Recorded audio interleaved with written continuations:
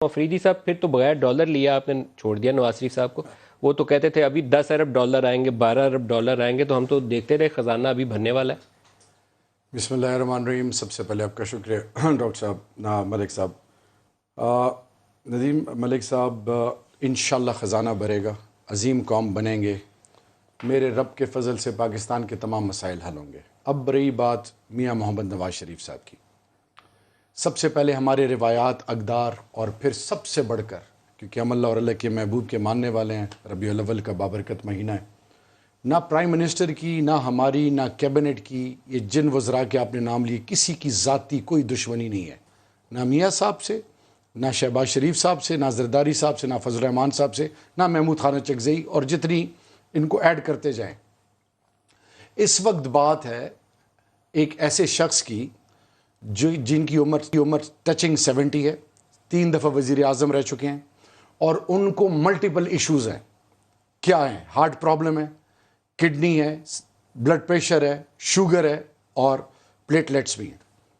अब बात यह है कि हम जब ये बात कहते हैं कि NRO का सवाल ही नहीं पैदा होता, उसको तो कोई तसव्वुर भी ना करे, क्योंकि मेरा प्राइम मिनिस्टर, हमने अल्लाह से ये अहद किया हुआ है कि NRO का कॉन्सेप्ट है ही नहीं। अब आती है बात medical, best available doctors, medical team बनाई गई, उनके रिकमेंडेशन पे बेस्ट अवेलेबल डॉक्टर्स ने तमाम सब कुछ किया।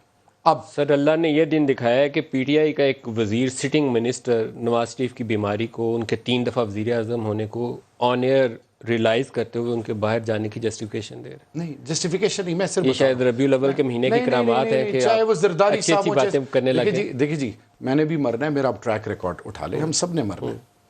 देखिए, इक़्तिदार में तकब्बुर का आना तबाही है। इक़्तिदार में और दुनिया में जिस जगह, जिस मकाम पे हो, अगर आप में आज़ी होगी तो अल्लाह राज़ी होगा।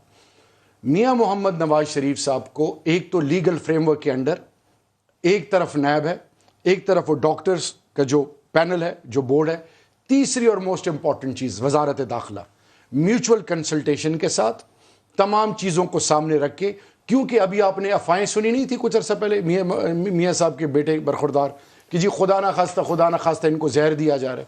बदकिस्मती से हमारे मुल्क में नॉन इश्यूज को एकदम उठा लिया जाता। तो आपने उन अफवाहों के सबब इजाज़त दे दी कि आप इलाज नहीं, मैं आपको बता रहा हूँ कि अगर हम माजी का ट्रैक रिकॉर्ड उठा लें तो उसमें हमें बहुत सारी चीज़ें खुल के आती है। ये ख्वाजा साद रफीक साहब, आर्टिकल 6 परवेज मुशर्रफ के बारे में कि medical grounds is no reason, Khwaja Saad, Parvez Rashid साहब जी, ये there are so many other leaders, absolutely. लेकिन मेरा ये ईमान है वो जेन्युइनली इल हैं, और जब जेन्युइनली इल हैं, जो भी रिकमेंडेशन चाहे वो कोर्ट की तरफ से, चाहे वो मेडिकल बोर्ड की तरफ से आए, तो उस पर ऑन ह्यूमैनिटेरियन ग्राउंड उसको कंसिडर करना चाहिए। और ये इखलाकी जुरत मियाँ साहब और उनके पूरे ख़ानदान को हो कि अल्लाह उनको शिफा दे और वापस आएँ और अदालतों को फेस करें और मुकाबला करें। अब रही बात हाई कोर्ट के तौर पर, हम ही हैं कि नवाज शरीफ को इलाज के लिए बाहर जाना चाहिए। देखिए, आपके वुज़रा में अगर वो इलाज अवेलेबल है पाकिस्तान में, अगर अभी आप तक पता नहीं चला। नहीं, मेरी बात सुने, मैं अपनी बात कर रहा हूं।